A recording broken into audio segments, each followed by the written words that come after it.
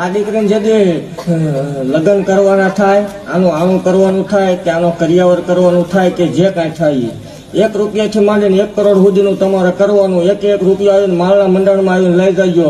જો ભાઈ બહેન બેહી ન જાવ માળ વળે નથી.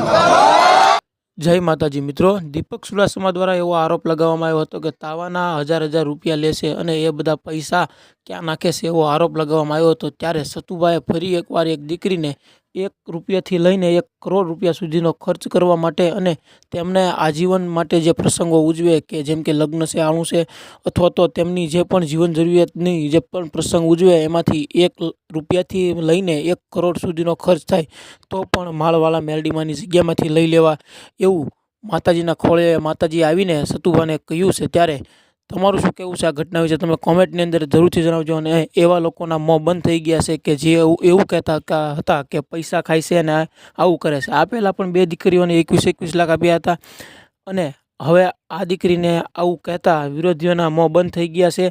અને તમારું શું કહેવું છે આના વિશે કોમેન્ટની અંદર જરૂરથી જણાવજો. અને તમે પણ મેલડીમાંને માનતા હોય તો જય માં મેલડી લખજો. તમને શું લાગી રહ્યું છે કે દીપક ચુડાસમા હવે ખરેખર માફી માગશે કે નહીં, તો કોમેન્ટની અંદર જરૂરથી જણાવજો.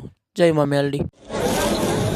જગત એમ કે રળવાની રીત છે એટલે આજ ભાગતી દઉં છું. મારા સેવક પાસે આજ મજુ બરોબર ટાણું છે એટલે આ દીકરીને જદી લગ્ન કરવાના થાય, આનું કરવાનું થાય કે આનો કરિયાવર કરવાનું થાય કે જે કાંઈ થાય, 1 રૂપિયાથી માંડીને 1 કરોડ સુધીનું તમારે કરવાનું. 1 રૂપિયા આવીને માળના મંડળમાં આવીને લઈ જજો.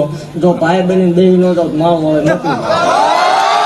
આજ પછી એવો કોઈ ઓળતો કરતા નહીં તમારા ભાઈ નથી. હું માળ વળે ભાઈ થઈને બેહું છું આજથી. ભલા મને દુઃખ આવે તે જ મને માળ વળે દુઃખ આવે. તમારે 1 થી 1 કરોડના લગ્ન કરવાના. જો 1 રૂપિયો માળના મંડળમાં આવીને લઈ જવાના. જો નો દઉં માળ વળે મટી જવાના. વિડીયો શૂટિંગ છે આ બધા ભૂલી જશે, આ નહીં ભૂલે. એટલે જાહેર બોલું છું અને દુનિયા વસાડે કહું છું કે આના જેથી ગમે એ કાર્ય કરવાનું થાય એટલે માળના મંડળ સુધી ધક્કો કર્યો પૂરું ન પાડું માળો મટી જાવ.